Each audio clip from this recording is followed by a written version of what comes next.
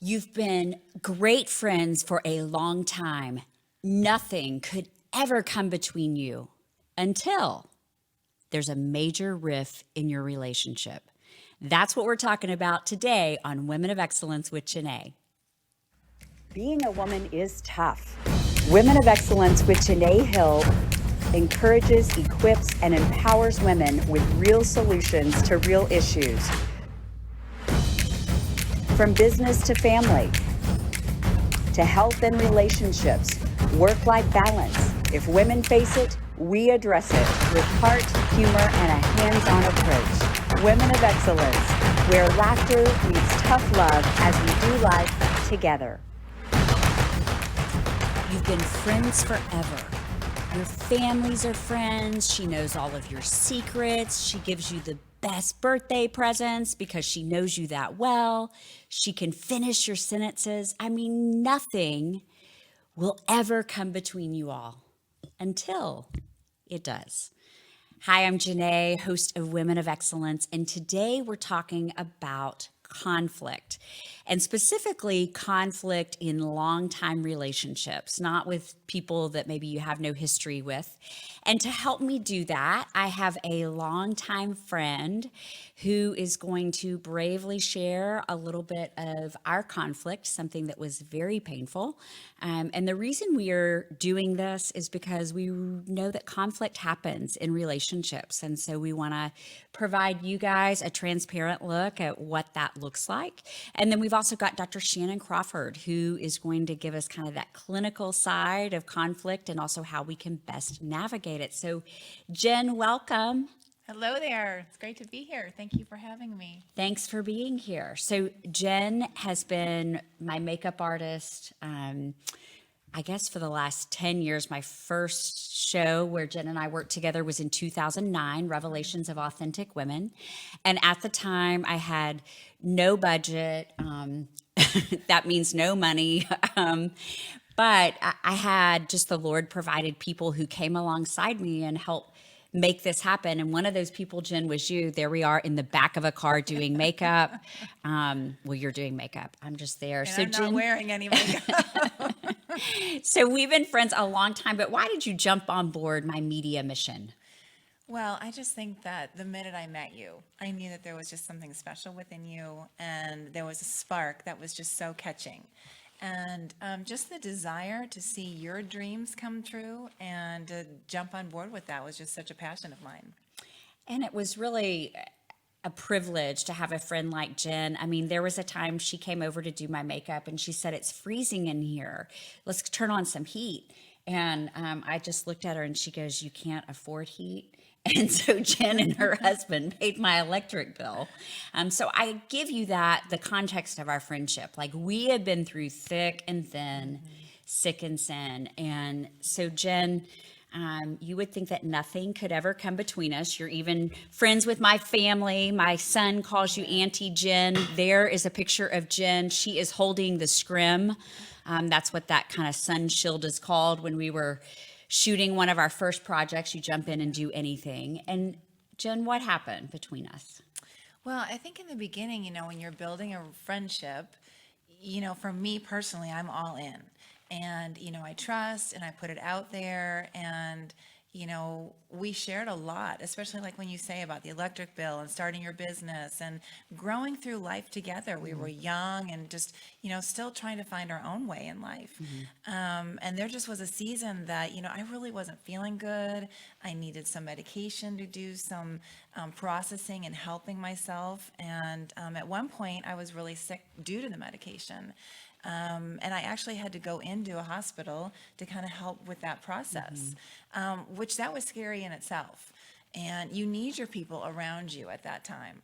And I needed to take a break from working with you because I just couldn't work, period. I just really needed to concentrate on myself and my own life. And I remember a conversation once I had gotten out of the hospital that you and I were talking, and you said, well, with you being crazy and the situation and everything, and it just hit me in such a way because I was raw.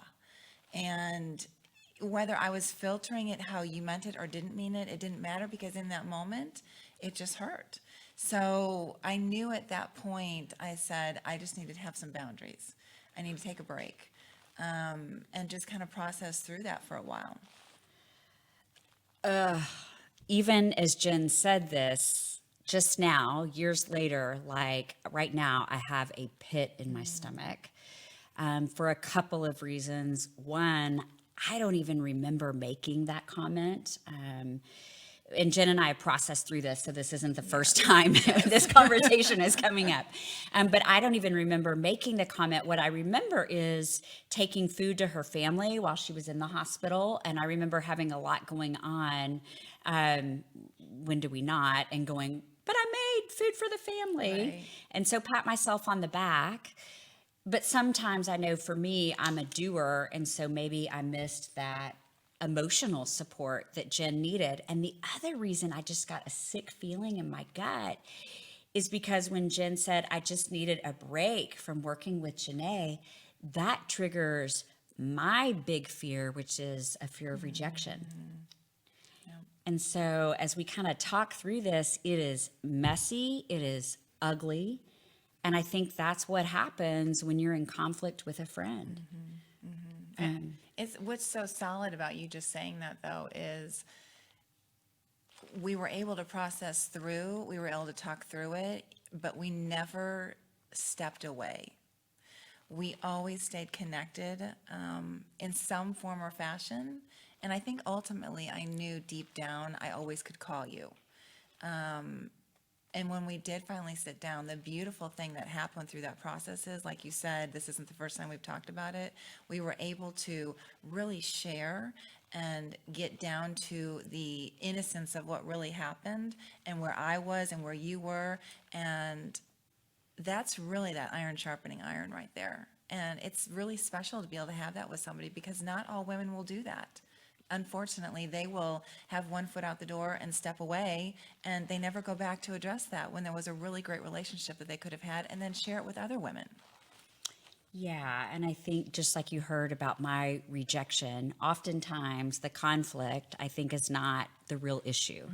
There's something deeper there. And so to help us kind of dive in to conflict, we're going to bring back Dr. Shannan Crawford, who's appeared in one of our previous episodes, who's going to kind of give us that head side of conflict. And then we're going to talk through, Jen mentioned we came back together, but there are definitely some do's and don'ts with conflict. There are definitely some lessons learned that we want to share, so stay with us.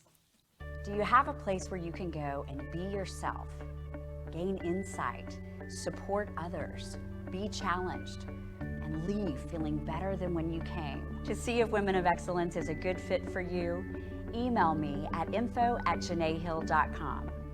Women of Excellence, where laughter meets tough love as we do life together.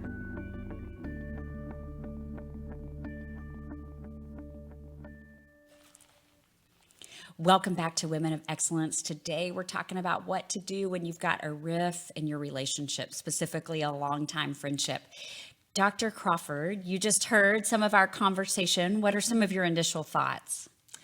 Well, first, I'm impressed because I think a lot of times people throw around the word boundaries, and what they actually mean is an emotional sever. And so people are not handling process very well, and so they just want out of the relationship, and it's easy to form a judgment.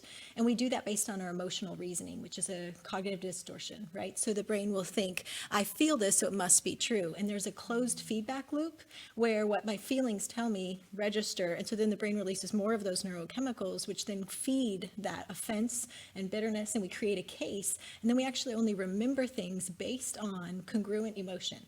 And so it's like there's this whole other file cabinet that I'm not applying to the relationship because I'm still thinking of the negative because that's the emotion I'm feeling right now. Yeah, and I once heard a quote that feelings are real, but they're not reliable. Yes, And, that's perfect. and like I said, even as she was talking, it's bringing up feelings of rejection. And so how do we, specifically if you've got rejection issues, what's the difference between a healthy boundary and I'm distancing myself from that relationship? Right. I think a big part of it is dealing with our own emotions. So taking the time to journal and process, where I can identify what is being triggered in me and then work through that at the root issue instead of it coming out at the person. So a lot of times people use different strategies. They might use sarcasm, they might emotionally distance, which feels like abandonment to the other person. They might ruminate in their brain how they're right, and then by the time you actually talk to the person, there's an air of I'm right and I'm superior, and not a humility and a curiosity to try to see from the other person's perspective. So instead of having a direct, this is what happened, declarative statement, more, hey, this is my experience. What was your experience of that? And with humility and curiosity, instead of looking at each other like you're my problem, but how do I come alongside and see the exact same situation from your lens? And then my heart is engaged at a soft place instead of a self-protective rejection place.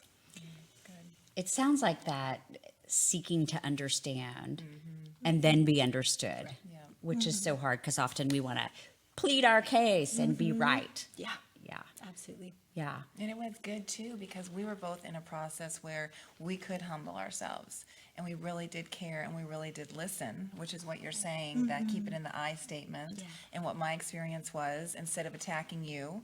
And that was where we were at in a healthier state that we could do that together. And that was why now it's such a great, I mean, we have even a better friendship because of what we've gone through.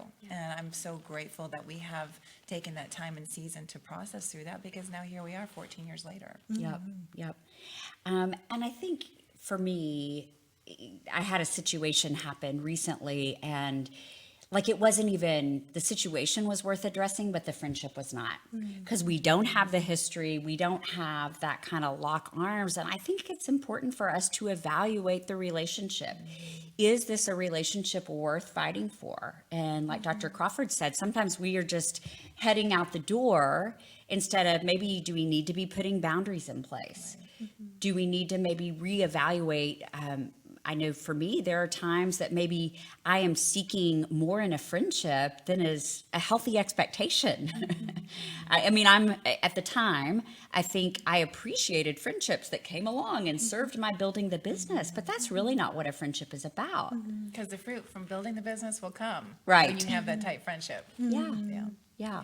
Yeah. I love that you brought up the expectations. So when we don't clarify for the other person, these are expectations of what friendship looks like for me. And if that's not said, then the other person's being held to a rule book that they don't have access to.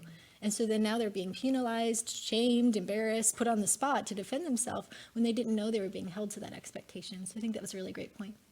Yeah. And the other thing, if you are a believer in Christ, then you will get what I'm saying here. You know, the Bible says that the enemy comes to steal, kill, and destroy. But I have come to give you life and life abundantly. That's John 10:10. Jen and I, we share a lot of things in our friendship. We have both made choices to, can I share this? Absolutely. Okay. We have both made choices to live sober lives. And there is no judgment if that is not a choice you've made. This was just something that I knew was important for me to do. I made that choice about 5 years ago. And the reason I share that is because Jen and I have that kind of level of secret, not secret, well, now I've told y'all, but we have that level of just bonding and sisterhood, and the enemy would love to come between that. And I think the same thing is true if you are doing the Lord's work. I mean, it is those types of relationships that the enemy would love to get between, because then y'all are fighting each other, not fighting kind of against the world, if you will. Can you speak to that, Dr. Crawford? Absolutely. So once you create a filter, then the mind now perceives everything you do through that. Kind of like the game Slugbug, where if I never see a Volkswagen ever until now I play that game and it's everywhere. So you'll look for evidence that's congruent with your existing beliefs. So if you create an offense, a belief about it's your friend that's the enemy, now you're looking through that lens, and then the brain will literally minimize all contrary evidence, and we will disregard it, and we'll only look for the thing that's the nugget of negative. Instead of where the enemy is actually trying to sneak in and hurt the friendship, we're now in group fighting, and then we're weak and not able to advance. I heard a great quote: when you change the way you see the world you see changes. And the world hasn't changed, but we change the way we see the world. So when I am hurt in a friendship, instead of looking at it of the filter of that person tried to hurt me, but rather I know this person wants the best for me. I know, and vice versa. And so what conversation do we need to have so that our friendship can be stronger? And I think we're quick to say, I'm sorry, or did that hurt your feelings? And take ownership. At least I know for us, we do that back and forth, which is so nice because we have that vulnerability and that trust. Yeah. And you mentioned I'm sorry. And this is a tool that we use in our family a lot. We teach our 5-year-old how to say, I'm sorry. And it's not, I'm sorry. It's, I'm sorry. And be specific with what you've done. So I'm sorry for saying that you were crazy. And then ask the question, will you forgive me? Because that puts it back in that other person's court and they can kind of think through that. And then the third part we do, which is so helpful, is what can I do to make it right?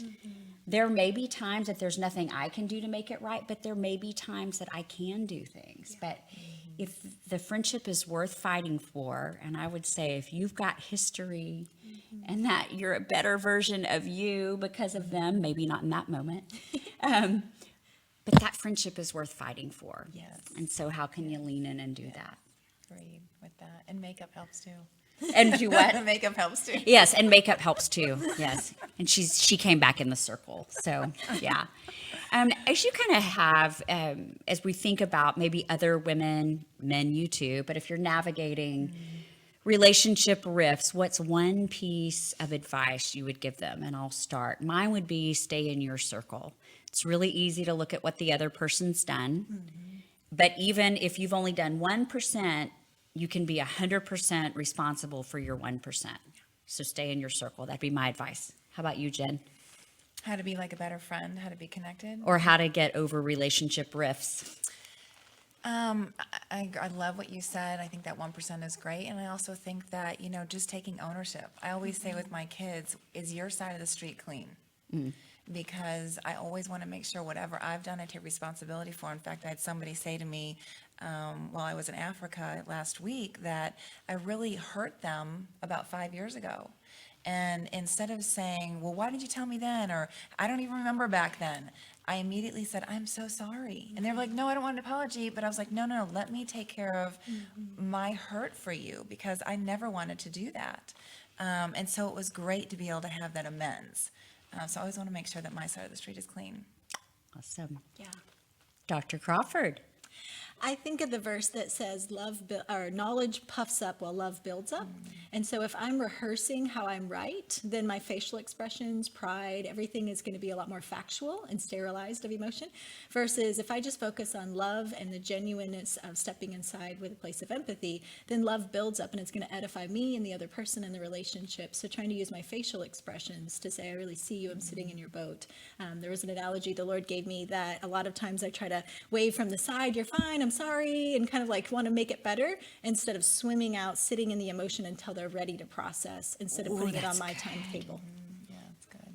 That's very good. And so today we've talked about how we can overcome rifts in relationships.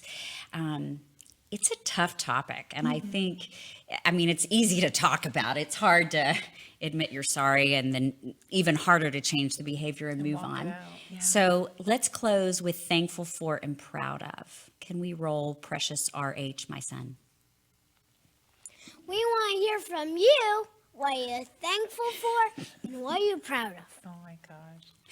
So what I am thankful for is friends like Jen who literally just showed up and served, not only early on in business, but also just in life.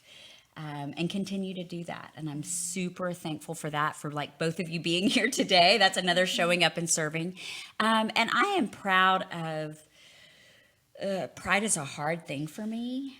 And so I'm proud of how I'm working on acknowledging my side of the circle and saying I'm sorry.